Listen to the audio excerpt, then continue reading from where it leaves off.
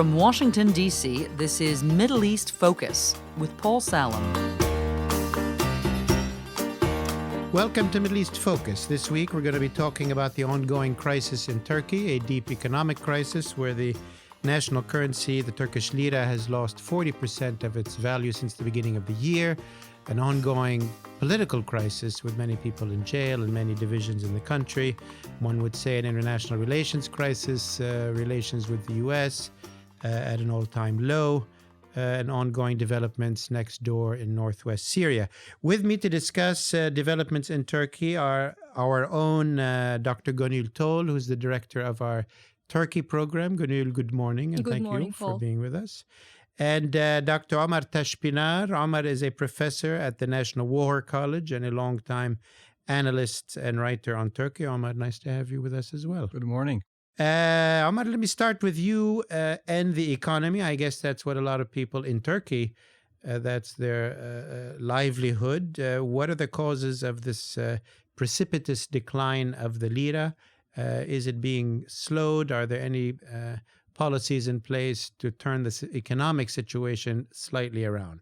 Well, although the crisis gained a foreign policy dimension with the bilateral tension in the Turkish-American relations, this crisis was in the making for the last couple of years. Primarily, it's due to the Turkish economy overheating, as the economists call it. It was growing at a very high speed, around 7%, mainly because of fiscal largesse. The government was spending, was borrowing, and big infrastructure projects were on the way, but this was basically growth with borrowed money, with a government allowing a lot of credit to companies, giving them guarantees through state banks with very low interest rates. And the Turkish economy basically grew uninterrupted for the last 15 years, more or less. Even during the financial crisis, Turkey managed to weather the storm relatively well. And that gave Erdogan a sense of confidence. And Turkish voters are used to high growth, low inflation, and relatively low unemployment. But things started to change in the last year or so with inflation going up. When you grow with borrowed money, you have high inflation. When you don't have a very productive economy, I mean, Turkey has a relatively productive economy, but it was mainly because of this construction boom that the economy was growing. When you grow at that rate, what usually the central bank does is to raise interest rates. But we have a very unorthodox president with unorthodox economic views who believes that high interest rates create high inflation. So he favored low interest rates, which was very convenient for him because low interest rates means more borrowing and more mortgages. Borrowing, more growth, more short growth. Term, yeah. And that the party was over basically 6 months ago with inflation skyrocketing. Well, not to the Venezuelan levels of 1 million, but for Turkey it was high inflation, double digit, going to 20%. And everyone expected Erdogan to basically give in to the central bank and high interest rates. He did not do that. He went to elections. He didn't want to have high interest rates during the elections, and the Turkish economy started to experience a confidence crisis. And all was needed to spark this was a problem with the United States or additional rating agencies basically warning people not to So what have invest we in had? Turkey. A capital flight, obviously inflation, as you mentioned. Where is growth at? What are economists the growth estimating? rate now is at the recession level. I mean, Turkey is no longer growing, and the inflation rate is around 20%. But more worrisome is the fact that the central bank is unable to raise interest rates because Erdogan, although he won elections, he will go to elections again in municipal elections in March, and he doesn't want high interest rates. And that's the heart of the matter. I mean, you need to raise interest rates. You need to change your monetary policies. Yet, he doesn't have good economic advisors. So where might that lead the economy in the next 6 months? Just more inflation, slower growth, or is there some Stagflation bigger... is what people call this. A recession with high inflation. Yeah. So you have a typical situation where, like Europe in the 1970s. The US in the late 70s. Exactly, maybe. Yeah. exactly. So in a way, this is the end of this kind of Keynesian experiment of putting money to grow, and it's inflation coming. And normally what Turkey will have to do is sooner or later to raise interest rates. If not, there will be a major banking crisis, which Turkey experienced in 2001. The Turkish banks are well-financed and well-regulated. So we are not in a position where Greece is, like Portugal is or Iceland was during the great financial crisis or during the Great Recession. So Turkish banks are still solvent, but the Turkish private sector has about $250 billion in debt, short-term debt. And to the government, or to the international banks and to the domestic banks, but also international banks. This makes Germany, France very nervous because there are lots of European banks who have lended to Turkish banks, and they don't want to be in a situation where they won't be able to recover their debt. So this turned it into an emerging markets crisis and started to impact the whole world. If I may, the economic, I think, repercussions, the impact of what's happening in Turkish economy on Western economies and other economies of developing countries is a different matter. But I think there's also a hope in Western capitals who have been very frustrated with Erdogan that only an economic downturn can bring the sky down. So that is the expectation. And now I think there's a debate in the political science literature whether that is the case. So what actually changes things in the minds of the voters? So before the elections, most recent June elections, for instance, we had seen the economic vulnerabilities, and yet people still overwhelmingly voted for Erdogan. So now the debate is there are some who are arguing that, well, no matter what, some people, almost 50% of Turkish population, will keep voting for Erdogan because it's not just a matter of economic prosperity, but for these people, it's an existential problem. They are worried about losing the gains they've made under the AKP rule, the right to wear hats, which are huge. So no matter what happens to Turkish economy, these people will keep voting for Erdogan. And there are others. So in a sense, they think that an economic downturn can even strengthen Erdogan's hand. And there are others who want to be more hopeful, thinking that, well, actually, no, Turkish voters are rational enough. And we've seen that in 2015, when Turkish economy was slowing down, voters decided to punish Erdogan and they denied the AKP a parliamentary majority.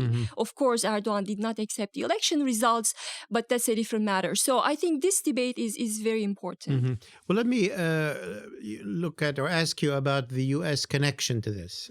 First of all, where are we in U.S.-Turkish relations? Obviously in deep crisis, but have there been efforts in recent days to find a way out, or are we at a dead impasse? I know that Erdogan sort of was escalating on his side, Trump was escalating here. Where do we stand in that today?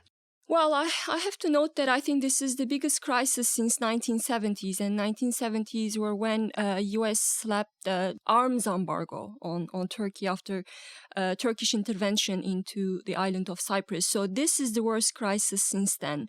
And there have been efforts. There was a Turkish delegation in town recently holding talks with American officials. But what I understand from the statements from the White House is that this time Trump is not really willing to talk about concessions.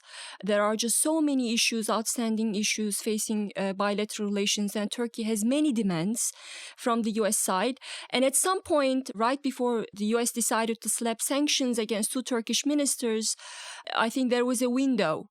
There was an opening when Trump was willing to give Turkey what it wanted, but Turkey overplayed its hand. And now Turkey wants more concessions, and Trump is saying, I'm sorry, but that window is closed. So there are no negotiations. If we were, Ömer, to review who wants what from whom, I mean, obviously, currently there's the issue of the pastor who was held in Turkey.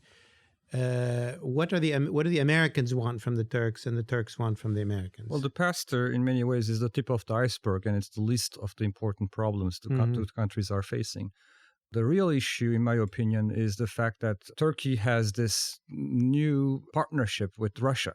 And a NATO member is buying Russian missile defense systems, which are specifically made to target American equipment, F-16s, F-35. The S-400 system? S-400 system, which is a quite advanced missile defense system. No NATO country really has that level of advanced Russian equipment. And Turkey simultaneously hopes to get F-35, the latest American equipment as far as Richards are concerned. So this is a problem.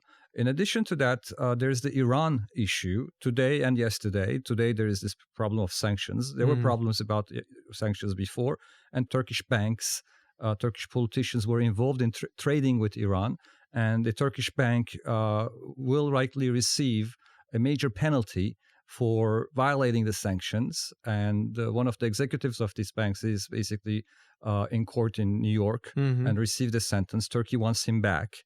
And the bank may receive something like 10, 15, $20 billion in penalties, which will hurt the Turkish economy. There is obviously the issue of Fethullah Gülen, a much more important person than the pastor in the eyes of Turkey. Turkey believes he masterminded the coup. So the United States believes that there is no evidence, and they refuse to extradite him. And there's also Syria, where the United States is fighting ISIS with the help of an entity that Turkey believes is a terrorist organization. So in the eyes of Turkey, the United States is fighting a terrorist organization with another terrorist organization. So when you add up all these things, there is major strategic divergence. The two countries, since the Cold War, in my opinion, no longer share the same threat perception. But on the other hand, I mean, you're right, there are just so many issues, so many problems on the bilateral agenda. But I think personally for Trump, Andrew Brunson's case is the most important, and there was a Wall Street Journal story, and the White House official talked about that. I think so. According to the deal, so Trump thought that he had a deal. He even offered a lower fine on the Turkish bank, and the CEO of that Turkish bank, who is in jail in New York, Trump offered that he would serve out the rest of his term in Turkey, and other major concessions, which tells me. And also, Congress has been pushing the administration on the F-35s, and the White House pushed back, saying that Turkey is an important NATO ally. So on all those Congress issues, has been pushing to block them. to block the delivery of F-35, and the White House says, no, this is an important country. So this tells me that, yes, the S-400 is a problem, and Syria is a problem. But I think personally, for Trump, Andrew Brunson's case is important, and I think this has something to do with the upcoming midterm elections and his evangelical base. So that's why Trump took this very personally. Yeah, and when Erdogan did not release Andrew Brunson. Let me step back and ask a general question. I mean, there's been a profound systemic crisis in Turkey for maybe 5 years now, since the Gezi Park demonstrations. Maybe Gönül, let me start with you. I mean, this is not, this particular issue or that particular issue. Something very profound is going on in the Turkish system over the past 5 years, after a period of democratization, of economic growth, of prominence internationally and in the region. How do you, maybe as a scholar, an academic, analyze what's happening in the Turkish system? Or is it all Erdogan? What's going on? Well, I don't think it's all Erdogan. I think he inherited a system that was deeply undemocratic. And the structure that he had to operate in had many flaws. And I think the political culture of the country that is very much against minority rights and democratic consolidation. So he inherited that culture. And I think, and I've said this before, it has something to do with the culture in Turkey that really almost worships the state. Yeah. The state is such a prominent entity in the lives of citizens that there's almost no space between the state and society. So that's why we've never had a strong civil society. So when that happens, when in the minds of the people, state is not something that is there to serve the people, but it's the other way around, then you do not develop a democratic political culture. So I think Erdogan inherited that culture. And that's why instead of Islamicizing the state, for instance, he became very statist himself. He really expanded the bureaucracy, made it stronger in a lot of ways. But the other thing is he did something that's different. He personalized power to the extent, even the founder Atatürk didn't do that.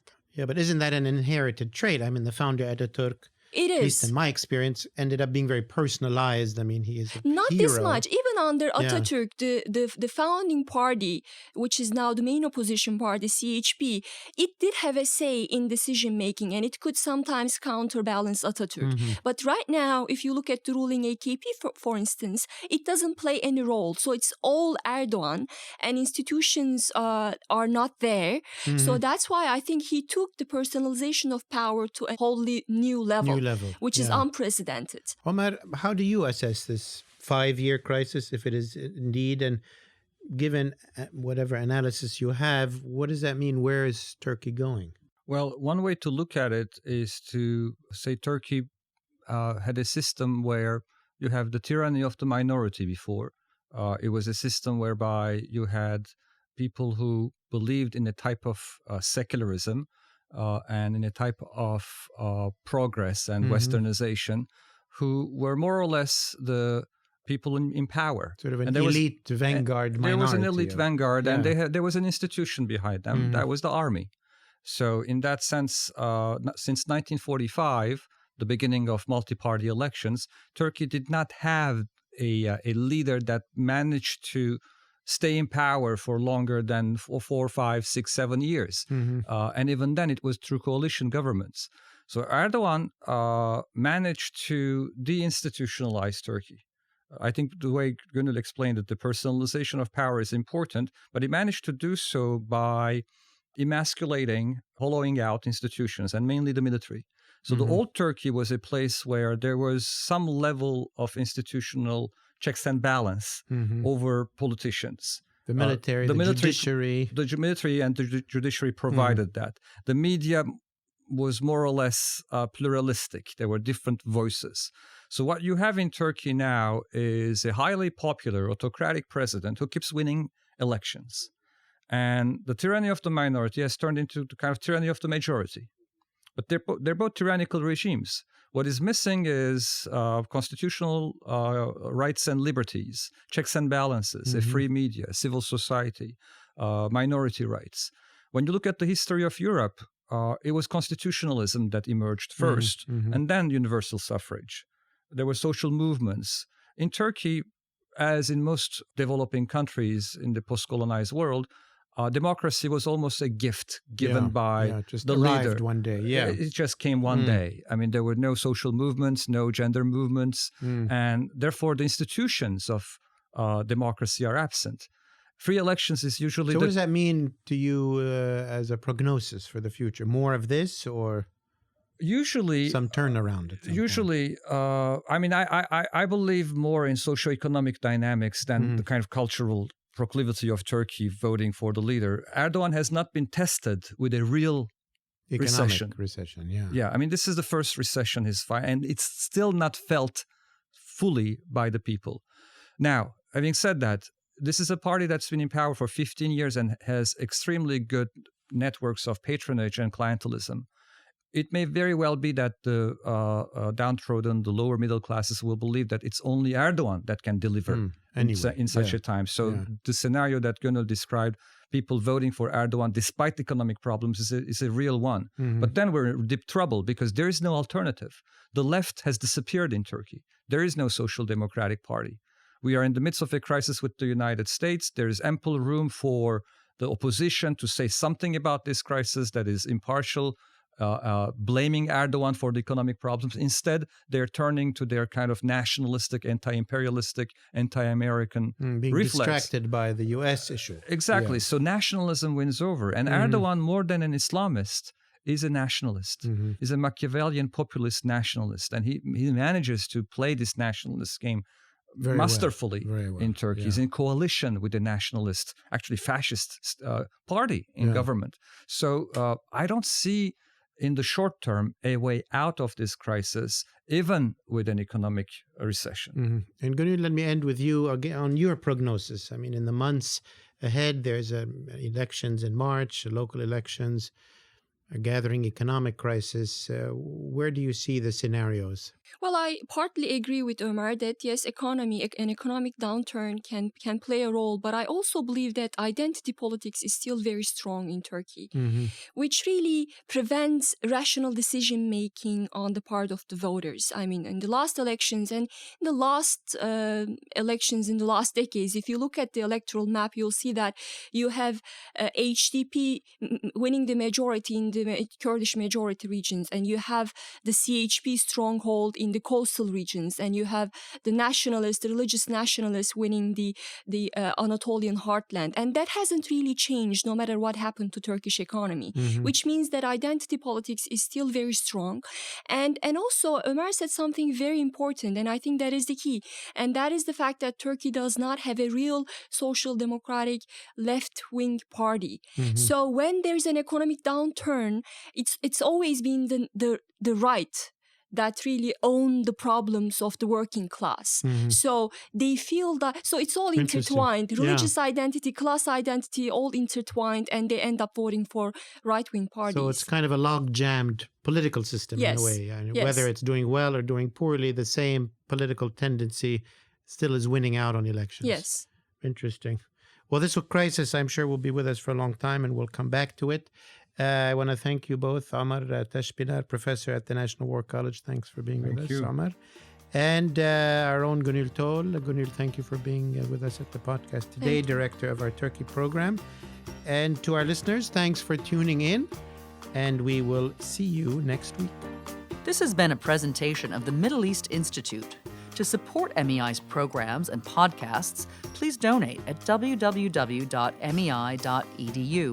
Thank you for your support.